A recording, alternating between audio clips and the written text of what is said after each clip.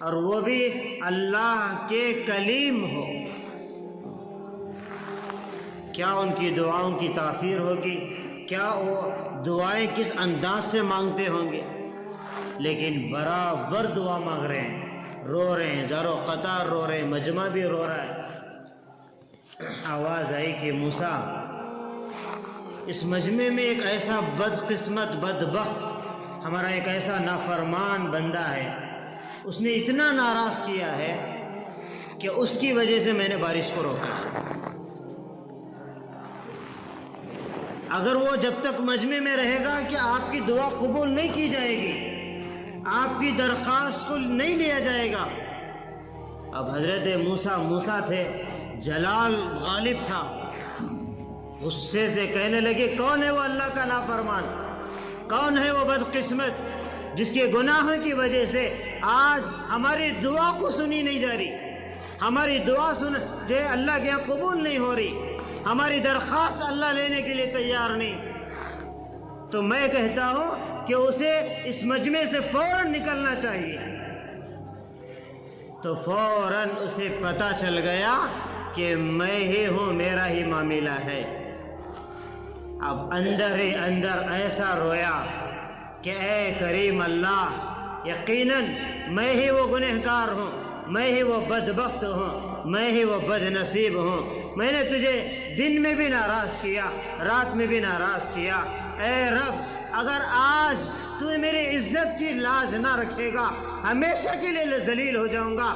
اگر میں اس مجمع سے نکل جاؤں، سارے لوگ جان لیں گے میں ہی تیرا نافرمان ہوں، میں ہی گنہگار ہوں۔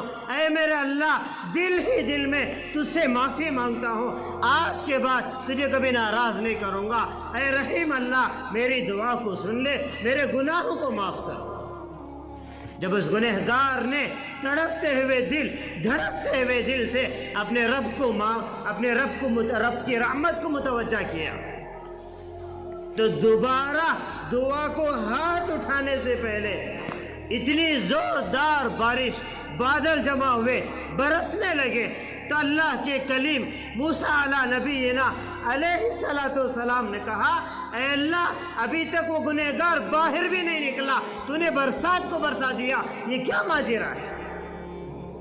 علماء نے کتاب میں لکھا کہ اللہ نے کہا کہ اے موسیٰ، وہ میرا جو بندہ کئی سالوں سے جو مجھے ناراض کیا تھا، دن میں بھی رات میں بھی، کہ اے موسیٰ، وہ دل ہی دل میں ہم سے صلح کر لیا ہے، ہم سے توبہ کر لیا ہے، معافی مانگا ہے، میں نے اسے معاف کر کے اپنا ولی، اپنا دوست بنا لیا ہے، کہ اے موسیٰ، اس لیے میں نے بارش کو برسا دیا ہے۔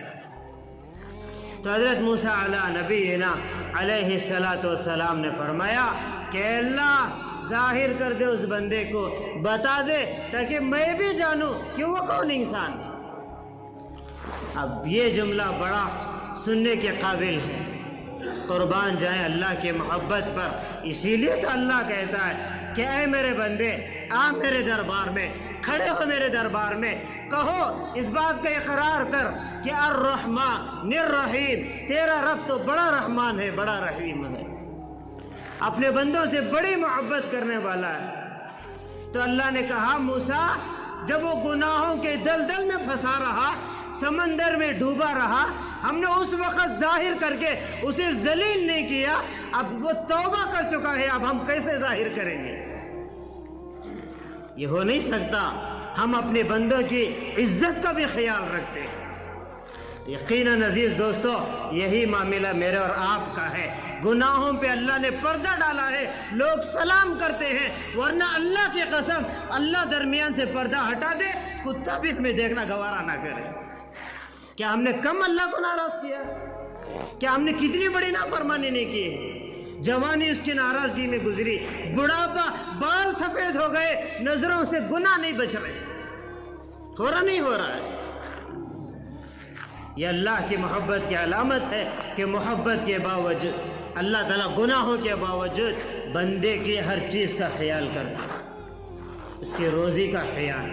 رات بھر نافرمانی کیا، صبح صبح بہترین رزق اللہ بندے کے سامنے کرتا ہے۔ میرے بندے، تو برا ہے تو میں تو تیرا رب ہوں، جیسا بچے بچے ہوتے ہیں، جیسا ماں اچھے بچے سے بھی پیار کرتی ہے، فرما بردار اولاد سے بھی پیار کرتی ہے، نافرمان اولاد سے بھی پیار کرتی ہے، محبت دل میں رہتی ہے۔ حدیث میں آتا ہے کہ اللہ کی محبت کے 100 حصے ہیں، اللہ کی محبت کے 100 حصے ہیں، اس میں 99 حصے اللہ نے اپنے پاس رکھا ہے، ایک حصہ 1% اللہ نے دنیا میں انسانوں میں بلکہ 18,000 مخلوقات کے لیے بھیج دیا ہے، ایک حصہ۔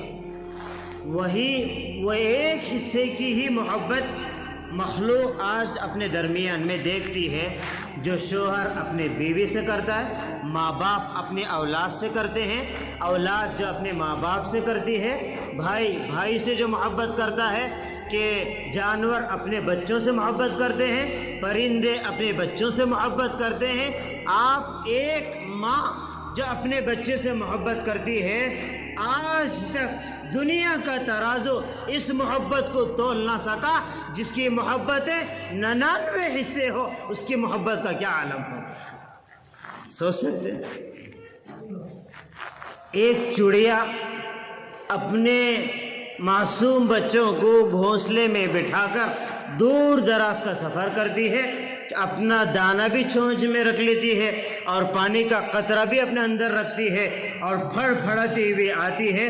اچانک کبھی کبھار ایسے ہو جاتا ہے، اس گھر جہاں اس کا گھونسلہ رہتا ہے، اس گھر کا مالک کبھی کبھار دروازہ بند کر دیتا ہے، چڑیا گھنٹے باہر بیٹھ کے انتظار کرتی ہے۔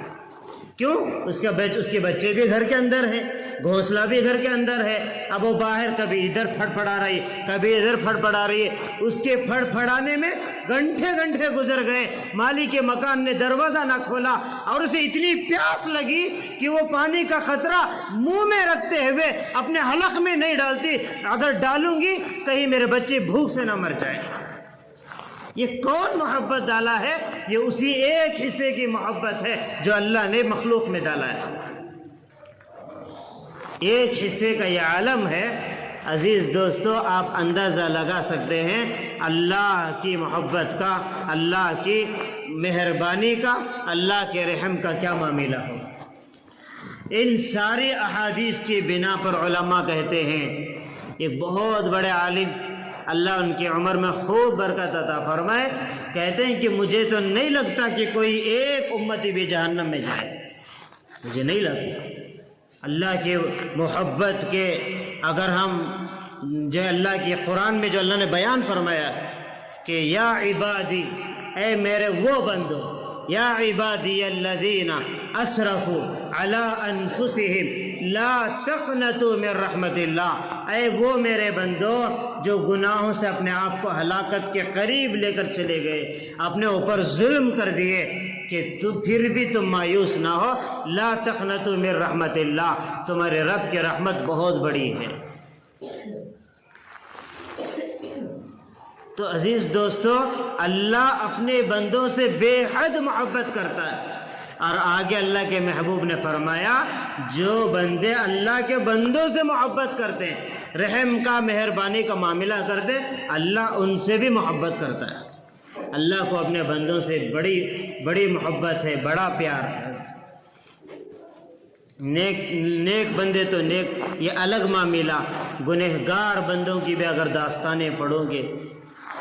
حضرت عمر رضی اللہ عنہ کے دور میں ایک گویا تھا، اس کی آواز کو اللہ نے بڑی عجیب سی بنایا تھا، جس جگہ کھڑے ہو کر گاتا مجمع جمع ہو جاتا، ایسا انداز میں گاتا، اتنی سریلی آواز نکالتا، لوگ جھوم جاتے تھے، جہاں جاتا مجلسیں لگ جاتے، محفلیں لگ جاتے، لوگ اسے مجلس کے ختم پر اسے درہم دیتے، کچھ رقم دیتے، روٹی دیتے۔ زندگی گزرتی گئی، بلکہ زندگی کا پورا حصہ اللہ کی ناراضگی میں گزرا۔ جب بڑھاپا چھانے لگا تو وہ جوانی کی آواز بھی باقی نہ رہی، اب لوگوں کے پاس جا کر گاتا تو کوئی سننے تیار نہیں، آواز بدل گئی، آواز کا مالک بھی اللہ ہے۔ اب وہ ایک دن کئی دروازوں پر جا کر گانے لگا تو کوئی سننے تیار نہیں، یہاں تک کہ صبح سے شام کے قریب ہو رہا ہے، وقت کی روٹی کا انتظام بھی نہیں ہوا۔ روتے روتے جنت البقیع میں چلا گیا، قبرستان میں بیٹھ کے رو رہا ہے۔ اور عزیز دوستو، روتے روتے اسے یقین ہو گیا شاید میں اسی بھوک کی وجہ سے میری روح نکل جائے گی۔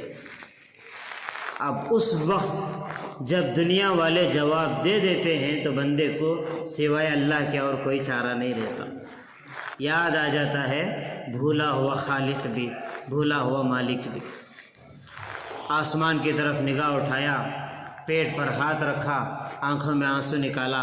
اللہ، آواز تھی تو روٹی کا انتظام ہوتا تھا، آواز نہیں ہے، اب یہ آواز مخلوق نہیں سنے گی، ہاں سننے والے اگر کوئی ذات ہے تو وہ تیری ذات ہے۔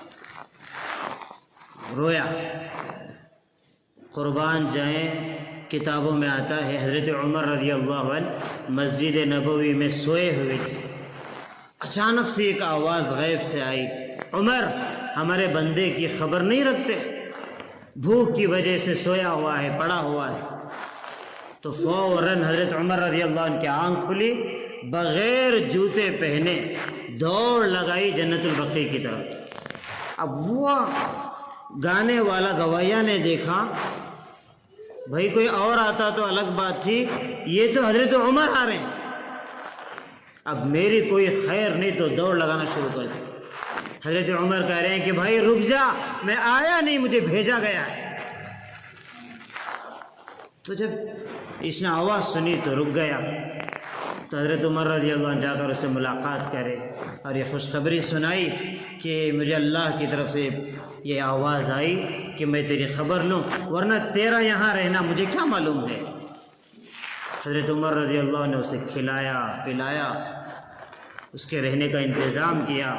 ساری زندگی جب تک روح باقی تھی وہ بوڑھے یہ بات کہہ کر روتے تھے کہ لوگوں، جب میری آواز ختم ہو گئی، میرے آواز میں وہ طاقت ختم ہو گئی، تو میرے آواز کو کوئی سننے کے لیے تیار نہیں تھا۔